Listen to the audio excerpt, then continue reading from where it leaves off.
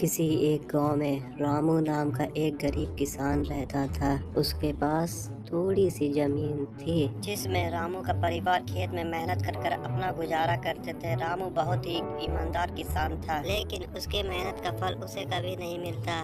बिन मौसम बारिश की वजह से उसकी फसल बेकार हो जाती थी, जिसमें परिवार का गुजारा करना मुश्किल हो जाता था। एक साल गांव में भयंकर सूखा पड़ा, रामू की फसल भी सूख गई। रामू ने सेठ के पास जाकर कुछ पैसा उधार मांगा। सेठ ने उसे ब्याज पर पैसा दिया और उन्हें सेठ के पैसे से अपनी फसल फिर से उगाई। इस बार भी रामू की फसल बेकार हो गई। अब सेठ के पैसे चुकाने के भी रामू के पास पैसे नहीं थे। सेठ ने रामू से कहा कि अगर मेरा पैसा नहीं मिला तो मैं तुम्हारी जमीन को कब्जा कर लूंगा। यह सुनकर रामू बहुत दुखी होता है, लेकिन उसने हिम्मत नहीं हारी। रामू ने अपनी लगन से फिर से फसल उगाई। इस बार रामू की फसल गांव में सबसे अच्छी हुई। ये देखकर रामू का परिवार बहुत ही खुश हुआ। रामू खुश होकर अपनी पत्नी से कहता है कि अब मैं सेठ का पैसा भी लौटा दूंगा।